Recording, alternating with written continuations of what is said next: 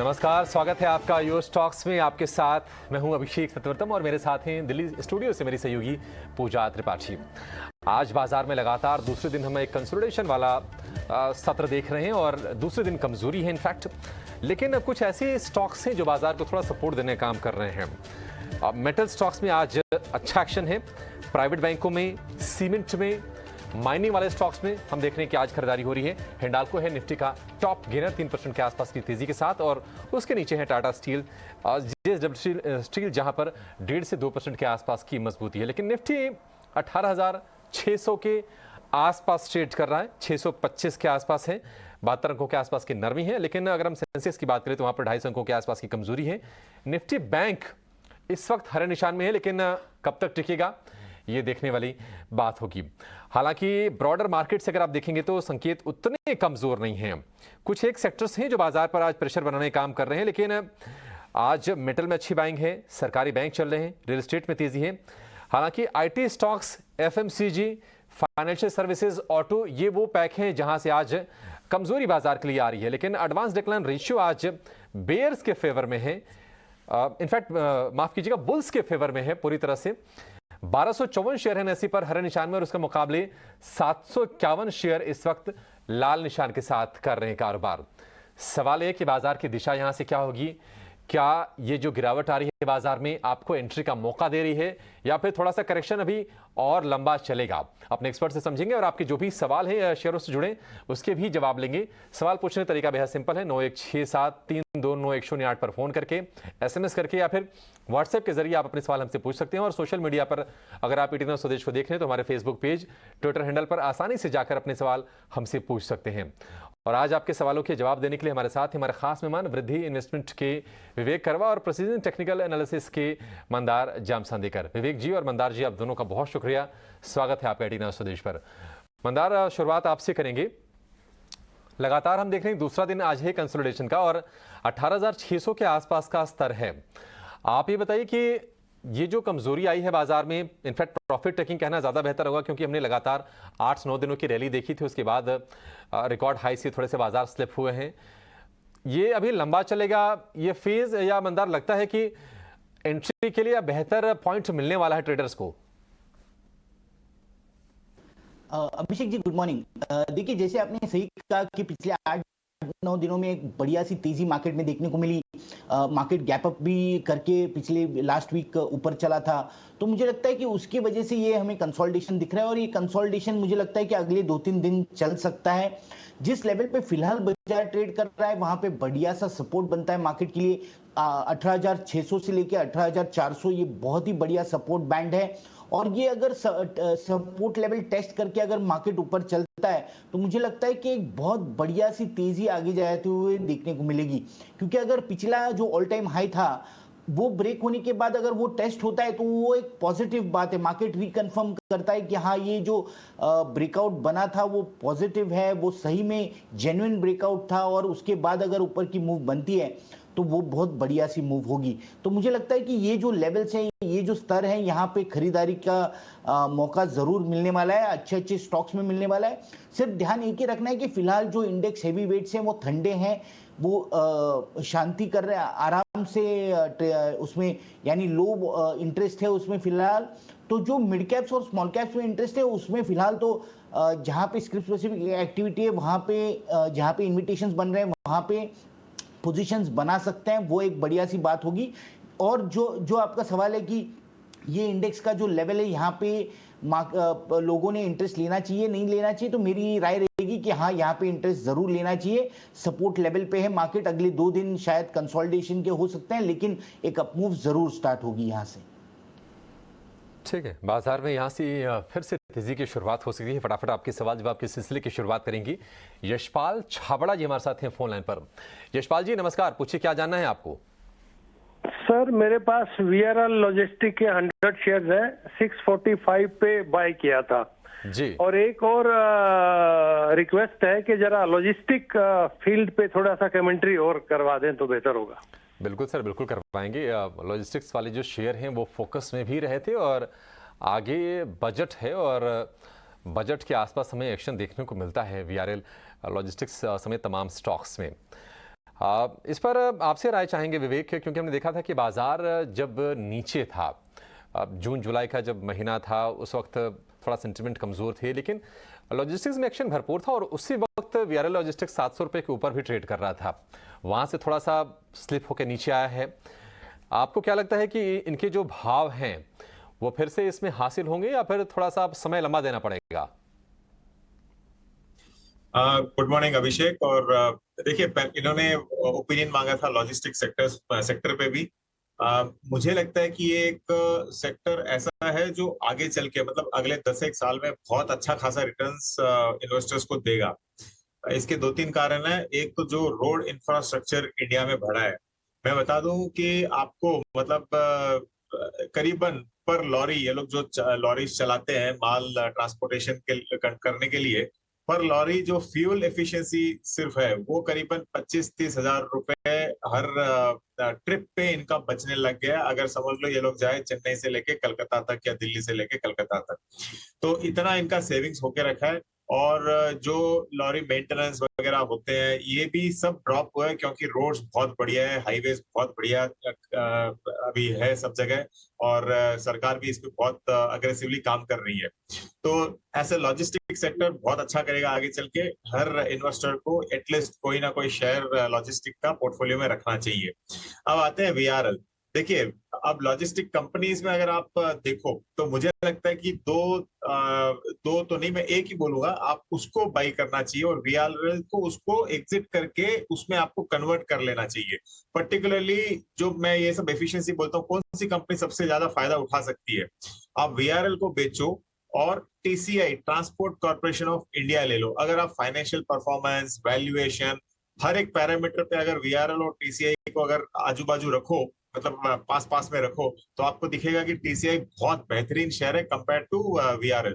तो अगर logistic sector यहाँ से और अच्छा करता है तो टीसीआई सबसे, टीसीआई एक्सप्रेस की बात नहीं कर रहा हूँ मैं, TCI transport corporation of India की बात कर रहा हूँ, तो वो आपको सबसे ज्यादा रिटर्न्स देगा। करीबन वो 678 680 में अभी चल रहा है TCI corporation, that is transport corporation.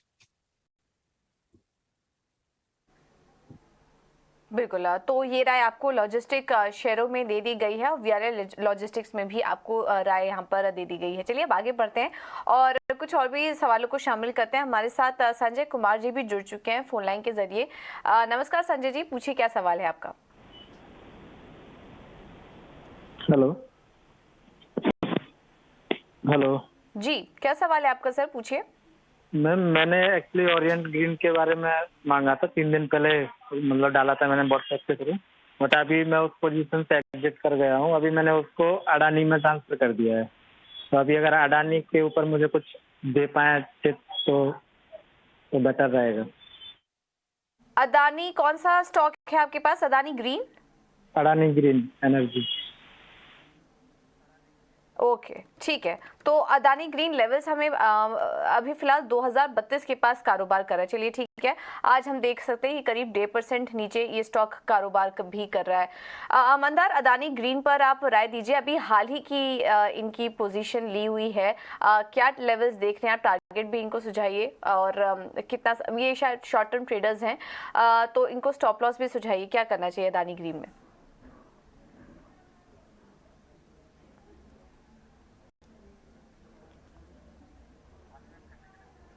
Mandar, आपसे रिक्वेस्ट होगा अपना माइक अनम्यूट कर लीजिए। पूजा जी, जिस तरीके का पिछले साल हमें एक अपमूव स्टॉक में देखने को मिला है, उससे ऐसे लग रहा है कि फिलहाल जो कंसोलिडेशन से ये स्टॉक गुजर रहा है, ये और कुछ महीने चलने वाला है। तो इसमें जो सपोर्ट्स बनते हैं वो 1800 से लेके नीचे में 1650 इस तरीके के सपोर्ट्स बनते हैं और ऊपर में जो रेजिस्टेंस है वो 2500 2600 के आसपास इसमें रेजिस्टेंस है। तो बड़े रेंज में ये स्टॉक ट्रेड कर रहा है। अब इनका शॉर्ट टर्म व्यू है, तो शॉर्ट टर्म चार्ट पे अगर मैं देखता हूं तो शॉर्ट टर्म चार्ट पे एक सपोर्ट बनेगा 1975 का। अगर एक तो बेसिकली अगर होल्ड करना है तो 2 से 3 साल का व्यू होना चाहिए, तो ही इसमें होल्ड करना जरूरी है। शॉर्ट टर्म का व्यू होगा तो ये शॉर्ट टर्म का जो सपोर्ट है 1975 ये अगर रिस्पेक्ट करता है तो मुझे लगता है कि होल्ड करना चाहिए। अगर ये ब्रेक कर देता है तो नीचे में 1700-1600 तक ये नीचे आ सकता है, तो 1970 या 1960 के स्टॉप लॉस से ये पोजीशन होल्ड कर सकते हैं। ऊपर की तरफ शॉर्ट टर्म में अगर ऊपर की मूव बनती है तो 2200 से लेके 2250 तक का रेजिस्टेंस है, वहां पे ये बाहर निकलने के बारे में सोच सकते हैं। मेरी राय रहेगी कि ये जो कंसोलिडेशन है, इस कंसोलिडेशन में बेहतर होगा कि आप जो एक अच्छा खासा सपोर्ट है इस कंसोलिडेशन का, जो 1700 से 1650 के बीच में है, वहां वो स्तरों पे अगर एंटर करने की कोशिश करेंगे वो ट्रेड ज्यादा बेहतर होगा। ठीक है, अडानी ग्रीन को लेकर ये भी आगे बढ़ेंगे। अजमेर से नीलकांत गौर हमारे साथ हैं फोन लाइन पर। नीलकांत जी नमस्कार, पूछिए क्या जानना है आपको? हाँ नमस्ते सर। जी सर, पूछिए अपना सवाल। सर टाटा स्टील के 503 शेयर है 96.52 की प्राइस पे, और एक साल के लिए होल्ड कर सकते हैं अगर बड़े गेन्स मिल सकते हैं तो। ठीक है, टाटा स्टील वैसे तो आपकी एंट्री एक सही प्राइस पे है, 96 रुपये की खरीद है, 114 रुपये पर ये शेयर ट्रेड कर रहा है। विवेक, टाटा स्टील हम देख रहे हैं कि 5 दिन से लगातार ये शेयर चढ़ रहा है और 3 महीने के हाइस पर ट्रेड कर रहा है। दूसरी तरफ हम देख रहे हैं कि अच्छे ट्रिगर्स आ रहे हैं, चाइना से रीओपनिंग वाले जो ट्रिगर्स हैं वो कहीं ना कहीं पूरे मेटल पैक को ऊपर ले जाने काम कर रहे हैं, और आज मेटल की बदौलत ही बाजार में देख रहे हैं कि जो करेक्शन थोड़ा और गहरा हो सकता था उसको थोड़ा संभालने की कोशिश भी कर रहे हैं मेटल स्टॉक्स। टाटा स्टील लंबी अवधि का नजरिया है तो इसमें निवेशित रहें, कोई चिंता की बात नहीं है। तो इन्होंने मतलब व्यूअर ने बोला था कि अच्छे रिटर्न्स अगर मिल सकते हैं, तो अच्छे रिटर्न्स की परिभाषा मुझे नहीं मालूम है, लेकिन आपको अगर 96 पे 114 भी अभी मिल रहा है तो आप 20-25% रिटर्न्स ऑलरेडी मिल रहे हैं, तो बहुत अच्छा खासा रिटर्न्स मिल रहा है। अब रहा जहाँ पे एक साल की बात है, देखिए चाइना थोड़े रेस्ट्रिक्शंस हट रहे हैं, अब कितने दिन वो रहेंगे ये मुझे नहीं मालूम, क्योंकि अगर समझ लो उधर कोविड का सिचुएशन और अगर वर्स होता है तो हो सकता है वापस री लॉकडाउन में भी जाए। तो ये मेटल सेक्टर एक सिक्लिकल है, तो इसलिए वॉलिटिलिटी रहेगी। लेकिन जहां तक टाटा स्टील का सवाल है, अब कई कंपनी, जितनी टाटा मेटल कंपनी है वो सारी की सारी मर्ज होके एक कंपनी टाटा स्टील बनने वाली है, और मुझे लगता है कि यहाँ पे वैल्यूएशन बहुत अच्छा खासा वैल्यूएशन है और आपको होल्ड करना चाहिए इस स्टॉक को। अगर ये मतलब ये जितना भी मर्जर होगा और उसके बाद में इंटीग्रेशन होगा इन कंपनीज का, मुझे लगता है कि काफी एफिशिएंसी इस कंपनी के पास बेटर होगी और आगे चल के ये आपको काफी ऊंचे स्तर दिखा सकता है। तो ओवरऑल मेटल सेक्टर पे मैं पॉजिटिव हूँ और टाटा स्टील इन पर्टिकुलर भी मुझे अच्छा लग रहा है। बिल्कुल। तो ये राय आपको मेटल स्पेस और टाटा स्टील में दे दी गई है। आज स्टॉक देखिए 2% ऊपर है और मेटल शेयरों में आज हम देख रहे हैं काफी अच्छा मोमेंटम भी देखने को मिल रहा है। चलिए अब आगे बढ़ते हैं और कुछ और भी सवालों को शामिल करते हैं। इस वक्त हमारे साथ फोन लाइन के जरिए मोहम्मद अनवर जी जुड़े हैं। नमस्कार, पूछिए क्या सवाल है आपका? नमस्कार मैडम, हम थोड़ा सा DCX का फ्यूचर के बारे में जानना चाहते हैं। ओके, आप कितने समय दे सकते हैं स्टॉक को? हम तो लॉन्ग टर्म के लिए भी दे सकते हैं। ठीक है, विवेक आप ही राय दीजिए। लॉन्ग टर्म के लिए DCX सिस्टम्स पर अपना ये आपका व्यू जानना चाह रहे हैं, क्योंकि आज तो खैर स्टेबल ही कारोबार कर रहा है, ज़्यादा कुछ मोमेंटम नहीं है, लेकिन हमने देखा कि जो कंपनी का इश्यू प्राइस था उससे काफ़ी नीचे आ चुका है। हाल ही की लिस्टिंग है और इन्होंने इसमें एंट्री ले ली है, लेकिन नुकसान भी काफ़ी ज़्यादा हो रहा है। लॉन्ग टर्म के लिए क्या बने रहने का सुझाव देंगे, या फिर आपको कुछ भी लग रहा है स्टॉक में थोड़ी रिकवरी होगी जिससे इनके नुकसान की भरपाई हो सके, या फिर निकल जाए इस शेयर से? पूजा, मतलब ये एक कंफ्यूजिंग का सिचुएशन है। बेसिकली काफी जोर शोर से आया था IPO और उसके बाद में ये एक रेंज में स्टक है। मुझे लगता है कि आपको इस तरह में आपको होल्ड करना चाहिए, और जो अभी रिसेंट लो दिया था ना उसको आप एक स्टॉप लॉस लगा के चल लो, चाहे वो करीबन 250 रुपए के नीचे अगर क्लोजिंग होता है तो। क्यों? एक तो इसकी हिस्ट्री बहुत कम है, कंपनी ठीक ठाक है, लेकिन 250 के आगे नीचे जाता तो हमने देखा है कि न्यू एज IPOs कितने पिटे हैं। अब ये पिटेगा नहीं पिटेगा ये फ्रैंकली मुझे भी नहीं मालूम है, लेकिन हाँ, जो जिस बिजनेस में ये कंपनी है वो अच्छा खासा बिजनेस है आज के दिन, और आगे चल के मुझे लग रहा है कि इस बिजनेस में भी ग्रोथ होगा, और पर्टिकुलरली ये डिफेंस सेक्टर में भी इन्वॉल्व है कंपनी, तो मुझे लगता है कि आगे चल के अच्छा कर सकती है। लेकिन एक बार अगर 250 के नीचे तोड़े तो वो आप चाहे मतलब साइकोलॉजिकल फैक्टर के कारण ये और नीचे जा सकता है, तो वो स्टॉप लॉस लगाओ और इसको आपको होल्ड करना चाहिए। ठीक है, DCX सिस्टम्स में अभी बने रहने की सवाल है। आगे बढ़ेंगे, सुभाष जी को जोड़ेंगी। आप फोन लाइन पर जुड़ गए हैं। सुभाष जी नमस्कार, कौन सा शेयर है आपके पास? नमस्ते सर, मेरे पास सर साउथ इंडियन है सर जी। 1800 शेयर है सर, मेरे 11 रुपए के भाव पे है सर। तो मैं सर इसको सर 11 रुपए के भाव पर 1800 शेयर है या फिर 18,400 शेयर है? 18,000 शेयर है सर। 18,000 शेयर आपके पास है। ठीक है, अच्छा खासा प्रॉफिट हो रहा है। छोटे साइज का शेयर है, बड़ी क्वांटिटी में है, और अगर हम एक साल की बात करें तो ऑलमोस्ट ये डबल हो गया। 17 रुपए के आसपास ये ट्रेड कर रहा है और पिछले महीने भर से तो अच्छी तेज़ी इसमें दिखी है। 17 रुपए के आसपास विवेक आ गया है। और हम देख रहे हैं कि मिड कैप वाले जो बैंक्स हैं, आज भी कुछ ऐसे बैंक्स हैं जैसे कि कर्नाटक बैंक है, आज देखिए 5 साल की ऊंचाई पर ट्रेड कर रहा है, करीब 7-8% ऊपर ये शेयर। बैंक ऑफ इंडिया, तो छोटे साइज के जो बैंक है जहां पर तेजी हुई नहीं थी वो बहुत अच्छे रफ्तार से चले हैं। साउथ इंडियन बैंक ने भी तेजी तो दिखा दी है, क्योंकि हमने देखा था कि 10 रुपए के नीचे ये शेयर फिसला था, वहां से रिकवरी दिखा के अब 17 रुपए का हो गया, 7 से 17 तक का सफर तय कर लिया। अभी आपको लगता है कि इसमें स्टीम बचा है, सुभाष जी को निवेशित रहना चाहिए अभी ज्यादा मुनाफे के लिए?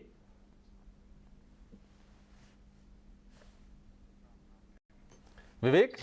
हाँ, तो देखिए अब साउथ इंडिया बैंक है, वैल्यूएशन वाइज आज के दिन अच्छा लग रहा है, ठीक है। लेकिन अब मुझे लगता है कि जब तक इसमें एक रैली चल रही है अपट्रेंड की, आपको एक यहाँ से 10% का नीचे का एक स्टॉप लॉस लगा के, ट्रेलिंग स्टॉप लॉस लगा के आपको इसमें बने रहना चाहिए। मैं बहुत ज्यादा पॉजिटिव नहीं हूँ इन बैंक्स पे, पर्टिकुलरली समझ लो साउथ इंडिया बैंक है, कर्नाटका, यूको, IOB, ये जो भी जितने भी छोटे छोटे बैंक्स है ना, काफी बढ़ गए हैं। वैल्यूएशन इन सब का बैंक का आज भी अच्छा है, इनफैक्ट साउथ इंडियन बैंक का भी बहुत अच्छा लग रहा है। लेकिन इनके पास जो कैपेबिलिटीज है, ब्रांच नेटवर्क है, ये सब छोटे छोटे बैंक्स है, तो यहाँ से कितने आपको फ्यूचर में रिटर्न्स दे सकते हैं बहुत कहना डाउटफुल होगा। इसके लिए मैंने इनफैक्ट आपके VIP शो में मैंने PNB रेकमेंड किया था। वैसी बैंक्स में क्या है कि आपके पास कैपेबिलिटी बहुत रहेगी एक्सपेंड करने का, और जो क्रेडिट ऑफटेक अभी हो रहा है, ये बैंक्स एक हद तक ही उसका फायदा उठा पाएगी। तो फिलहाल होल्ड करो, करीबन 10-1% का मतलब नीचे के स्तर का आप स्टॉप लॉस लगा के उसको एक ट्रेलिंग बनाते रहो।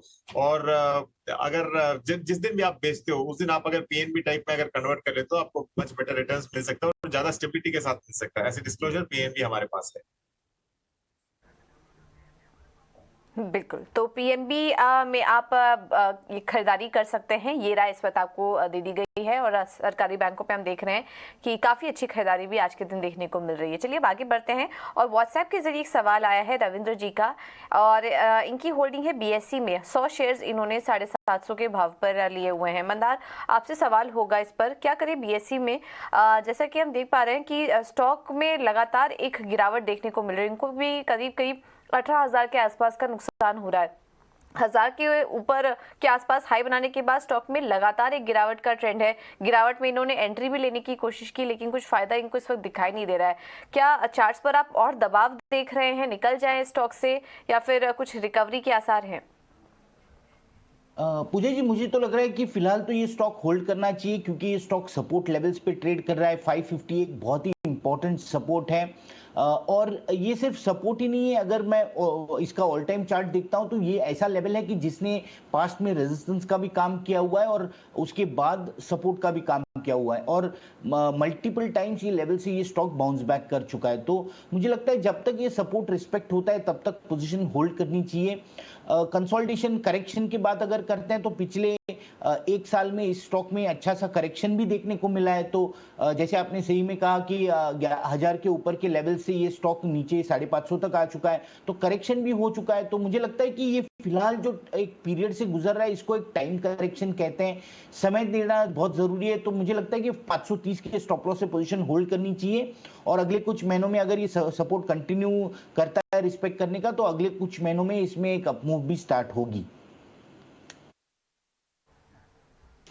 ठीक है, तो नजर रखिए इस स्टॉक पे। 530 का स्टॉप लॉस जरूर लगा लीजिए, अहम सपोर्ट लेवल पर है, यहाँ से बाउंस बैक दिखिएगा जरूर, और आपके नुकसान की भरपाई भी हो सकती है, लेकिन थोड़ा समय आपको यहाँ पर इस स्टॉक में देना पड़ सकता है। तो होल्ड करने की राय फिलहाल।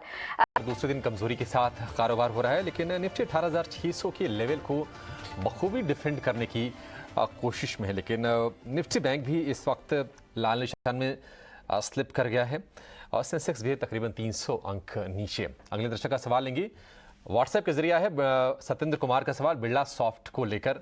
इनके पास है 35 शेयर 406 रुपए के भाव पर। अब विवेक, आपसे ही राय लेना चाहेंगे, ये तमाम जो आईटी कंपनीज है, हालांकि अब हम देख रहे हैं कि निचले स्तर से 15, 18, 20% तक रिकवर कर चुकी हैं, लेकिन अभी भी हम देखेंगे तो पिछले साल के जो हाइस थे वहां से काफ़ी ज़्यादा नीचे हैं। आपको क्या लग रहा है कि सेंटिमेंट अब जो बुरे दौर थे वो पीछे छूट गए, रिकवरी की शुरुआत हो गई है और शायद अब ऊपर के भाव देखने को मिलेंगे? होल्ड करना चाहिए। क्यों? इसके मतलब इसका कारण आपने एक्चुअली सम अप बहुत अच्छी तरह किया है। आईटी काफी गिरा था, काफी स्टॉक्स मतलब 40 से लेके 50% तक नीचे गिरे थे और जो दिग्गज आईटी कंपनीज है वो भी करीबन 30 से लेके 40% नीचे गिरी। अब इसके कारण अब जो भी कारण है वो छोड़ दो, वो तो हिस्ट्री हो गया है, लेकिन मुझे लगता है कि आगे चल के जैसे जैसे यूएस में स्टेबिलिटी दिखती है, ये इन कंपनीज में थोड़ा बहुत और रिकवरी यहाँ से होगा। अब अगर मार्केट्स को नया हाई बनाना है, नए स्तर छूने हैं, 19,000, 20,000, 21,000 जो भी प्रेडिक्शंस आ रहे हैं वो सब छूने हैं, तो 2-3 जो आज के दिन काफी बीटन डाउन सेक्टर है उनका पार्टिसिपेशन बहुत बहुत जरूरी होगा।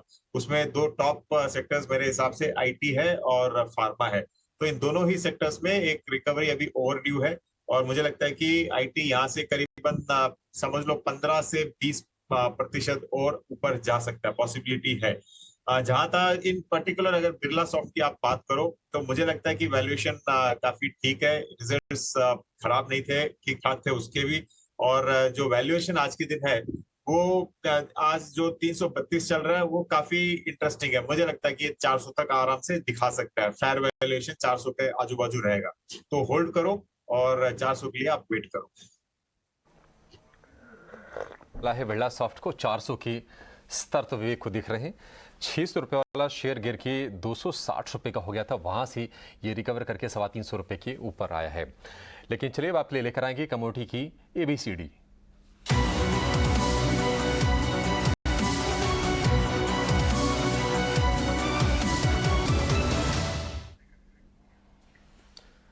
कमोडिटी की ABCD के लिए रोज की तरह हमारे साथ जुड़ गए हमारे सहयोगी विश्वमोहन। विश्वमोहन, बताइए आज क्या समझाने जा रहे हैं आप?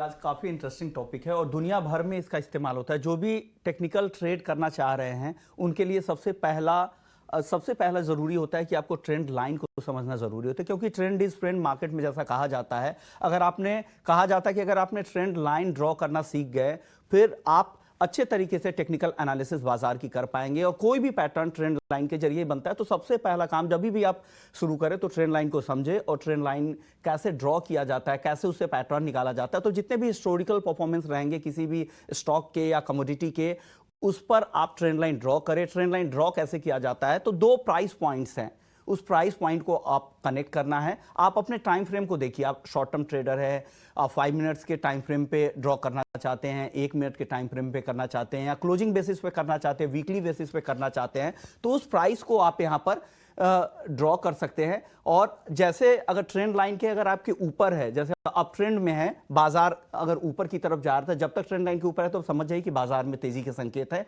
अगर ट्रेंड लाइन अगर ब्रेक करके नीचे आता है तो समझिए नीचे है। अगर नीचे आ रहा है तो आप अपने पोजीशन को काटिए। ये देखिए डाउन ट्रेंड लाइन है, अगर डाउन ट्रेंड के जब तक इस लेवल के नीचे रह रहा समझिए बाजार नीचे की तरफ है। इस ट्रेंड के ऊपर अगर जाएगा, इस लाइन के ऊपर, समझिए यहां से खरीदारी करनी है। तो इस ट्रेंड लाइन के जरिए आप कई सारे पैटर्न निकाल सकते हैं, कई तरह के पैटर्न बना सकते हैं और आप खुद के पैटर्न भी डेवलप कर सकते हैं। अगर आप हिस्टोरिकल प्राइसेस पर जाके इस तरह के ट्रेंड लाइन अगर ड्रॉ करना आप सीख गए हैं और उस ड्रॉ करके आप नए नए पैटर्न के जरिए अपने ट्रेडिंग को नई दिशा दे सकते हैं। और ये ट्रेडिंग टूल्स के लिए सबसे पहली पाठशाला होनी चाहिए थी, वो ट्रेंड लाइन को समझना। जी ठीक है, तो ट्रेंड लाइन ड्रॉ करना इंपॉर्टेंट है, कैसे आप कर सकते हैं और कैसे इसका इस्तेमाल करके आप कमोडिटी बाजार में या इनफैक्ट स्टॉक्स में भी इसको अप्लाई करके कैसे आप पैसे बना सकते हैं, वो आपको विश्वमोहन ने समझा दिया है। आगे बढ़ेंगे, हमारे साथ मुंबई से जुड़ गए हैं कुंजेश मेहता फोन लाइन पर। कुंजेश जी नमस्कार, पूछिए क्या जानना है आपको? हाँ जी नमस्कार। मुझे ये जानना था कि मेरे पास भारतीय एयरटेल के अराउंड 719 के रेट से 50 शेयर थे। Should I hold it as of now कि उसको सेल ऑफ कर देना चाहिए? ठीक है, बड़ा अच्छा सवाल है। हालांकि प्रति शेयर तकरीबन 125 रुपये के आसपास का फ़ायदा हो रहा है कुंजेश जी को, लेकिन मंदार आपसे समझना चाहेंगे, भारतीय एयरटेल 850 रुपये के आसपास का भाव है और कहीं ना कहीं आईटी अगर हम टेलीकॉम की बात करें तो भारतीय एयरटेल एक प्रमुख प्लेयर है और यहाँ से प्रमुख प्लेयर बना रहेगा, इसमें कोई शक भी नहीं है। आप ये बताइए कि अभी और अपसाइड आप देख रहे हैं, चार्ट्स इसके क्या सजेस्ट कर रहे हैं, अभी बने रहे शेयर में? अभिषेक जी देखिए, इसमें स्टॉक में बने रहना चाहिए, प्लस अगर किसी के पास नहीं हो तो एक फ्रेश इन्वेस्टमेंट भी स्टॉक में कर सकते हैं। बेसिकली क्या हुआ है कि अगर इसका लॉन्ग टर्म चार्ट देखते हैं तो 2007 से लेके 2021 तक ये स्टॉक 550 से लेके 650 की लेवल्स के आसपास रेजिस्टेंस फेस कर रहा था। तो इतने सालों में यानी 14-15 साल ये स्टॉक वो लेवल्स पे रेजिस्टेंस फेस कर रहा था। अगस्त 21 में स्टॉक ने वो लेवल ब्रेक करके ऊपर चला है। तो इसका मतलब बेसिकली क्या है कि यानी इस तरीके का फॉर्मेशन जब भी हमें देखने को मिलता है तब वो स्टॉक अगले 3 साल में मल्टीबैगर बनता है। तो इस केस में भी उसी तरीके का एक मूव होते हुए लग रहा है और इसका जो ऊपर का टारगेट में मेरी तरफ से होगा वो होगा 1200 से 1250 का, और 2 साल इसमें जाने हैं तो, और 2 साल अगर होल्ड करते हैं तो वो टारगेट का एक्सपेक्टेशन हम रख सकते हैं। अब जो करंट पोजीशन है उसके लिए मैं एक स्टॉप लॉस सुझाऊंगा, वो स्टॉप लॉस होगा 740 का। 740 के स्टॉप लॉस से पोजीशन होल्ड कर सकते हैं और अगले 2 साल में 1200 से 1250 का इसमें टारगेट रहेगा। ठीक है, तो भारतीय एयरटेल होल्ड करिए और अच्छे टारगेट से आने वाले समय में देखने को मिल सकते हैं स्टॉक में। आगे बढ़ते हैं। व्हाट्सएप के जरिए हमें सवाल आया है अश्विनी कुमार का। हुडको के शेयर्स हैं इनके पास 1200 शेयर्स, इन्होंने 50 के लेवल पर लिए हुए हैं। यहाँ पर इन्होंने एंट्री करने की कोशिश की और स्टॉक में हमें देख रहे थे हाल फिलहाल में काफ़ी शानदार तेज़ी देखने को मिली। एक महीने में करीब 50% चला ये स्टॉक और अपने 52 वीक हाई के आसपास, अपने नए हाईस पर भी कारोबार कर रहा था। 55 के आसपास स्टॉक का हाई इस वक्त नज़र आ रहा है और इन्होंने जो खरीदारी की है वो 50 के लेवल पर की है। विवेक, आपसे समझना चाहेंगे, अभी इन्होंने जिस स्तरों पर एंट्री करने की कोशिश की, यहाँ से आपको आगे का आउटलुक क्या नज़र आ रहा है हुडको के लिए? बने रहना चाहिए इन्हें स्टॉक में बड़े मुनाफे के लिए? पूजा, देखिए लास्ट टाइम जब ये स्टॉक इन स्तरों पे था वो करीबन जून 21 में था और उसके बाद में स्टॉक में वापस करेक्शन आया और उन स्तरों को वापस रीटेस्ट कर रहा है ये।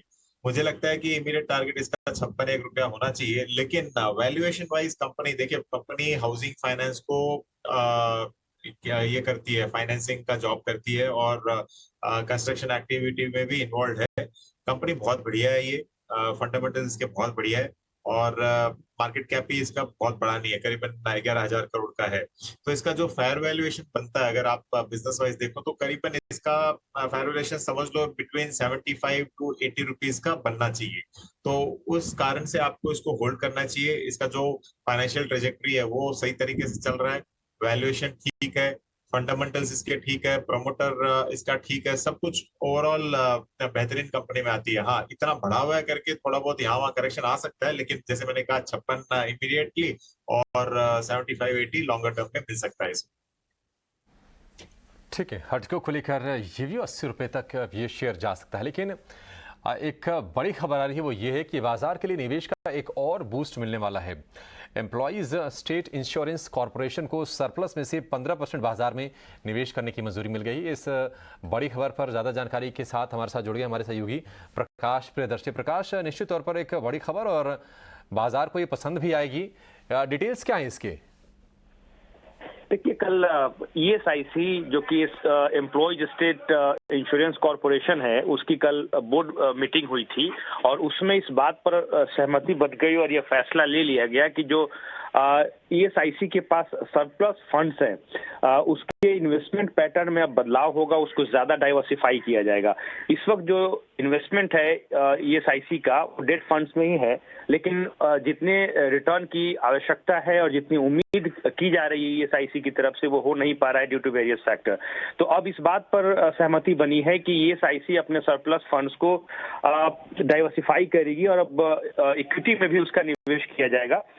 ये करीब शुरुआत में 5% होगा और उसको बढ़ाकर 15% तक किया जाएगा, जैसा कि इस वक्त ईपीएफ में उसी पैटर्न पे पहले 5% और फिर इसको चरणों में बढ़ाकर 15% किया जाएगा। 2 क्वार्टर के बाद किस तरह के नतीजे आते हैं उसकी समीक्षा होगी और फिर इसमें धीरे धीरे बढ़ोतरी होगी। इससे सबसे अच्छी बात यह है कि करीब करीब 65,000 करोड़ रुपए के आसपास का फंड इस वक्त है ईएसआईसी के पास और उसमें हर साल करीब 8,000 से 9,000 करोड़ रुपए की बढ़ोतरी हो रही है।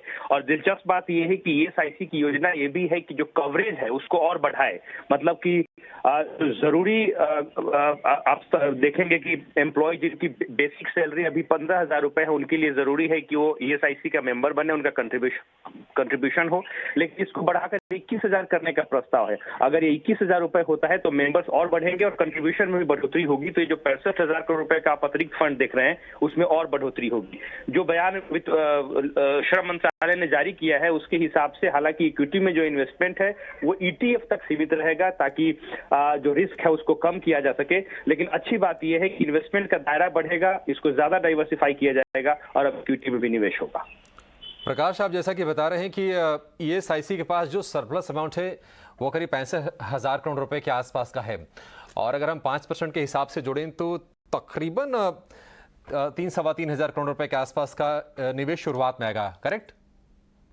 जी जी बिल्कुल ठीक है। तो एक बड़ी खबर और ख़ास तौर से बाजार में लिक्विडिटी बढ़ाने को लेकर, और ये पैसे आएंगे तो निश्चित तौर पर बाजार के लिए फ़ायदे की बात होगी। 3,500 करोड़ रुपए से शुरू होगा और वो बढ़ के मतलब उसका 3 गुना 5% से बढ़ के फिर 15% हो जाएगा, यानी कि तकरीबन 20,000 करोड़ रुपए के आसपास का जो निवेश है इंश्योरेंस एम्प्लॉय इंश्योरेंस कॉरपोरेशन का, वो तकरीबन 65,000 करोड़ में से 1/3 रकम सरप्लस अमाउंट का बाजार में आएगा, ऐसी जानकारी दे रहे हैं प्रकाश।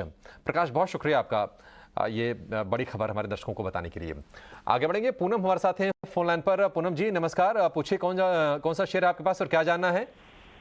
नमस्कार सर, मेरे पास कैनरा बैंक का शेयर 100 शेयर है और बाय प्राइस है 331 का। तो शॉर्ट टर्म के लिए मैक्सिमम जनवरी और मैक्स बाय फरवरी रख सकते हैं, क्या टारगेट आ सकता है या लॉस बुक करना चाहिए? ठीक है, 331 के भाव की खरीदे। आपने ये शेयर खरीदे कब थे? 2 वीक पहले, लास्ट मंथ के लास्ट वीक में, पिछले महीने यानी कि नवंबर के आखिरी हफ्ते में ये शेयर खरीदे गए हैं और दरअसल थोड़े से ऊपर के भाव की खरीद है क्योंकि जो बैंक्स हैं बहुत चले हैं और ईटीनो स्वदेश पर हमने आगाह भी किया था कि शायद ये जो रैली है ये बहुत ज़्यादा सस्टेन नहीं करेगी और अब थोड़े से हाथ बांध लेने का समय आ गया है। 318 रुपये के आसपास ये शेयर ट्रेड कर रहा है। जो ख़रीद की भाव है वो है 331 रुपये के आसपास की। विवेक, केनरा बैंक थोड़े से ऊपर जाकर लिए और अब एक कंसोलिडेशन वाले फेज में है शेयर। आपको क्या उम्मीद है इस शेयर से? अब देखो अभिषेक, एग्जैक्टली जो मैं पहले बोलना चाह रहा था ना वो ही बात अभी इन्होंने बता दी है। क्या अभी तो जब वो साउथ इंडिया बैंक का सवाल आया था मैंने यही बोल रहा था कि काफी बढ़ चुके हैं और इनकी कैपेबिलिटी बिजनेस को कितना बढ़ाने में रहेगी ये डाउटफुल है।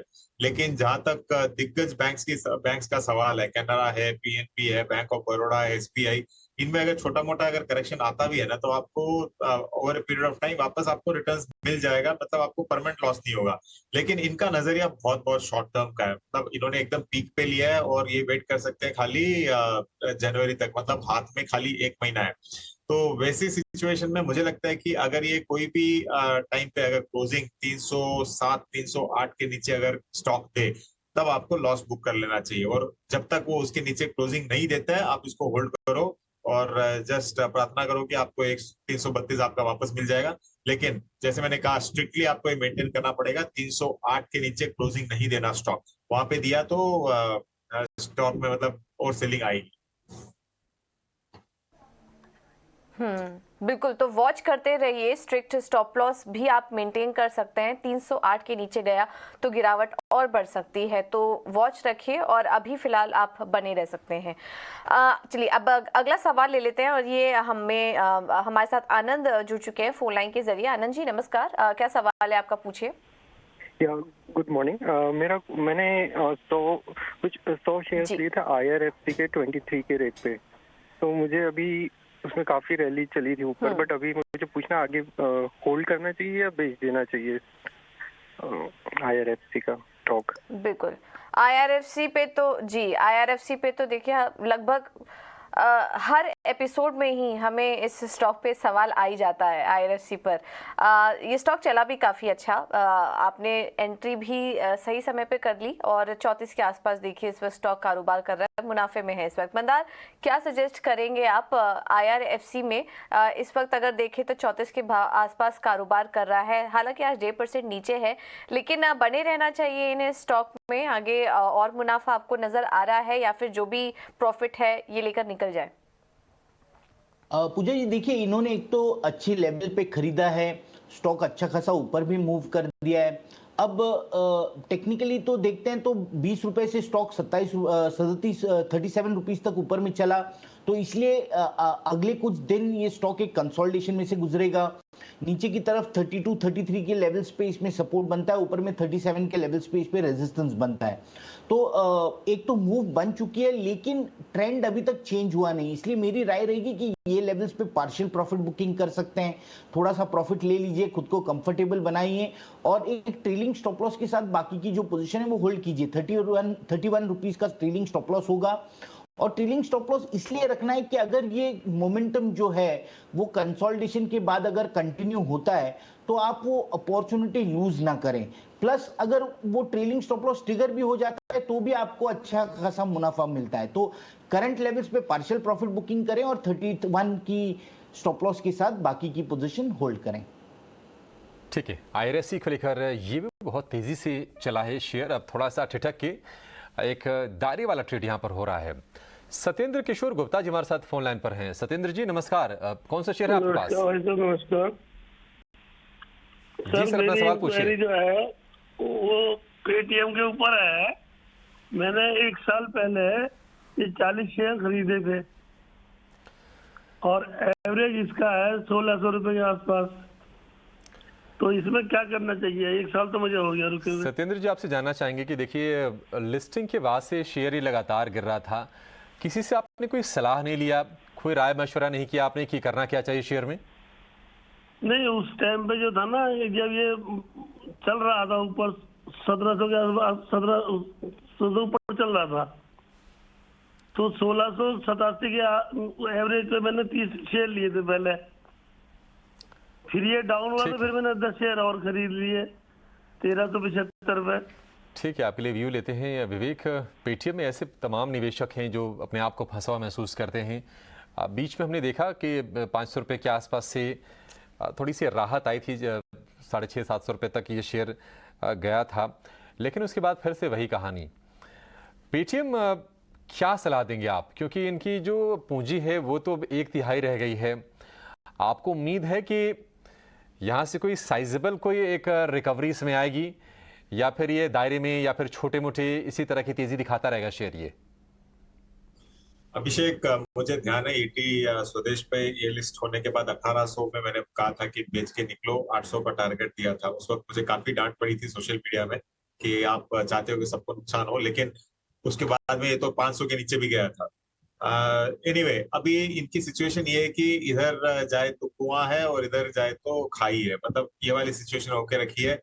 ना इनको मैं एवरेज करने के लिए बता सकता हूँ, ना इनको मैं बोलूंगा कि लॉस बुक करो, क्योंकि अब मैनेजमेंट भी थोड़ा सीरियस है कि कंपनी यहाँ से थोड़ा बहुत प्रॉफिट्स दिखाए, आगे चल के इनका मतलब बैलेंस शीट अच्छा हो।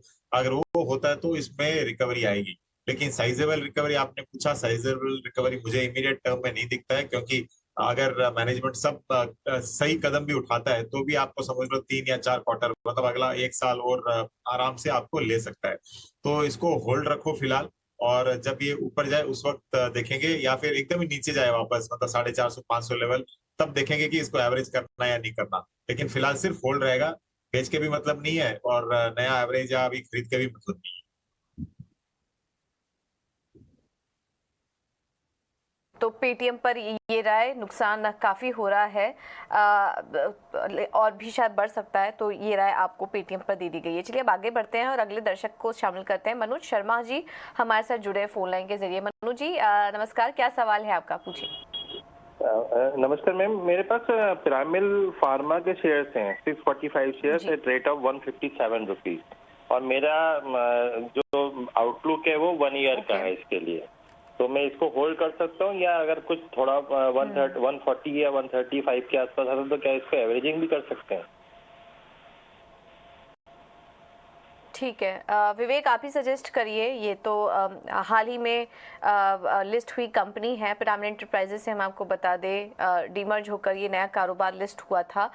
और विवेक कैसा लग रहा है आपको ये कारोबार? मुझे याद है पहले भी शायद आपसे इस पर सवाल लिया जा चुका है, आपसे इस पर व्यू मांगा है। ये जानना चाह रहे हैं कि बने रहना चाहिए या फिर एवरेज कर ले। आपको ये कंपनी अच्छी लग रही है या फिर कुछ और फार्मा स्टॉक्स पर आप अपनी राय देंगे, यहाँ से निकलने के बाद वहां पर निवेश करने की राय देंगे? पूजा, अपने ही चैनल पे मैंने इसको 2 या 3 बार रिकमेंड किया हुआ है और जब भी नीचे जा रहा था उस वक्त भी मैंने कहा था कि इसको बाई करो और एवरेज करो ताकि एक साइजेबल रिटर्न्स मिल सके। मुझे कंपनी अच्छी लगती है और ऐसे डिस्क्लोजर मेरे पास पर्सनल होल्डिंग्स में भी है ये स्टॉक। और आपका वीआईपी जो सेगमेंट है और एक और मतलब व्यूअर अगर ट्विटर में सर्च करेंगे तो मिल जाएगा मेरा वो वीडियो भी, तो होल्ड करने लायक है। देखिए क्या हुआ था कि पीईएल जो पिरामिड एंटरप्राइजेस है उसका डीमर्जर हुआ और एक बना फाइनेंशियल सर्विसेज कंपनी और एक बनी फार्मा हब।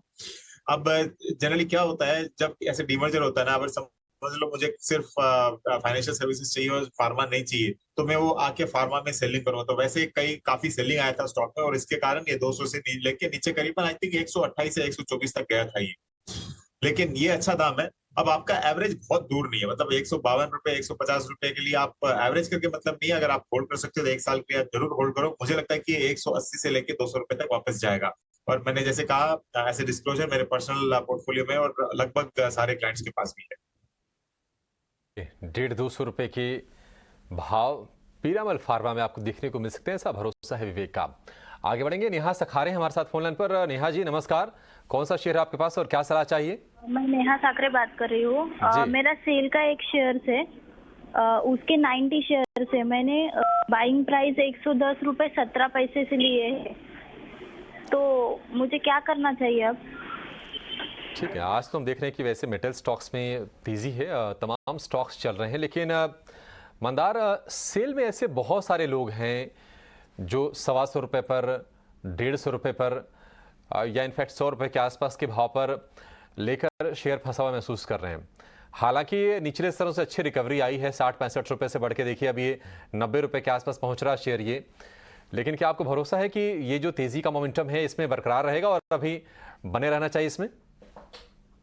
अभिषेक जी देखिए, अभी फिलहाल तो ये स्टॉक एक रेजिस्टेंस पे ट्रेड कर रहा है। ये 88-50 का जो लेवल है वो स्टॉक के लिए रेजिस्टेंस बना हुआ है। यानी पिछले महीने ही जब ये यही लेवल्स पे ट्रेड कर रहा था तो वहां से एक 10% का फॉल देखने को मिला, 80 रुपए तक नीचे आ गया। तो फिलहाल ये इस तरीके का एक रेंज बना हुआ है, 88 का रेजिस्टेंस है और 80 रुपीज का सपोर्ट बना हुआ है स्टॉक के लिए। 88 अगर ये ऊपर की तरफ ब्रेक कर देता है तो यस इनके भाव मिल सकते हैं। ऊपर में जो अच्छा खासा यानी मेजर रेजिस्टेंस एज सच जो है वो सीधा 110-115 के लेवल्स पे है। तो मेरी राय रहेगी कि फिलहाल तो होल्ड कीजिए, 78 का स्टॉप लॉस रखिए और 88 एक बार ब्रेक होता है तो ऊपर में 110 के लक्ष्य टारगेट्स बन सकते हैं।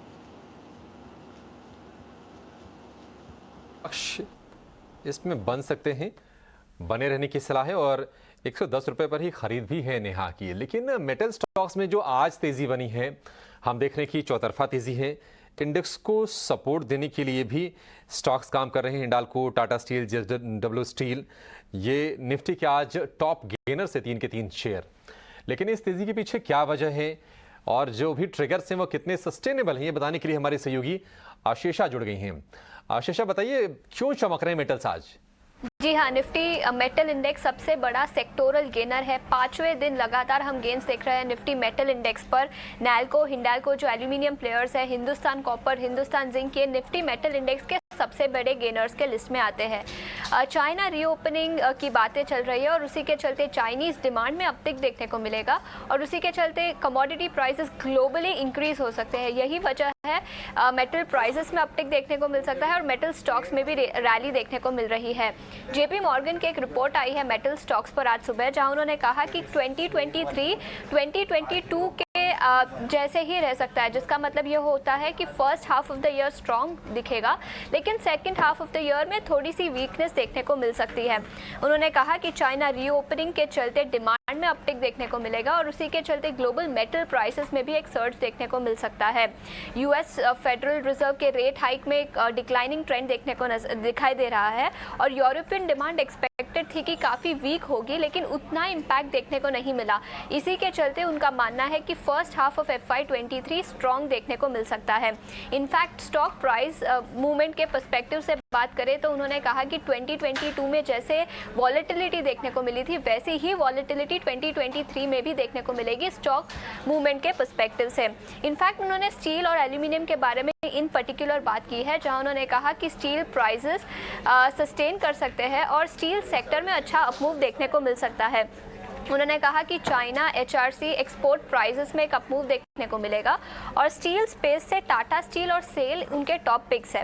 उन्होंने एल्यूमिनियम प्राइसेस की भी बात की है, जहां उन्होंने कहा कि चाइना रीओपनिंग के चलते एल्यूमिनियम प्राइसेस में एक अपटिक देखने को मिलेगा और इंडियन एल्यूमिनियम जो स्टॉक्स है नैल्को, हिंडाल्को और वेदांता, उसमें भी एक अपमूव देखने को मिल सकता है। तो चाइना रीओपनिंग एक बड़ा इम्पैक्ट ट्रेड हो सकता है जिसके चलते डिमांड और प्राइसेस में एक अपमूव देखने को मिलेगा।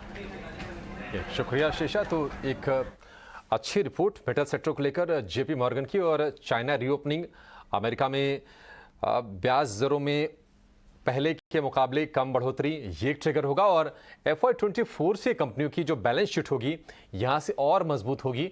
इसके चलते हम देख रहे हैं कि आज भी मेटल स्टॉक्स में अच्छा एक्शन है। अक्रॉस द बोर्ड आज बाइंग हो रही है और जो पसंद है जो स्टॉक्स स्टील में टाटा स्टील, सेल, NMDC ये पसंद है। इसके अलावा अगर हम स्पेशली एल्यूमिनियम को लेकर भी उन्होंने अपने पिक्स बताए हैं। वेदांता, नाल्को जैसे शेयर भी यहाँ से अच्छा कर सकते हैं। चलिए ठीक है, तो यहाँ पर इस शो को समाप्त करेंगे। विवेक और मंदार, आप दोनों का बहुत शुक्रिया समय देने के लिए और हमारे तमाम दर्शकों के सवालों के जवाब देने के लिए। फिलहाल मुझे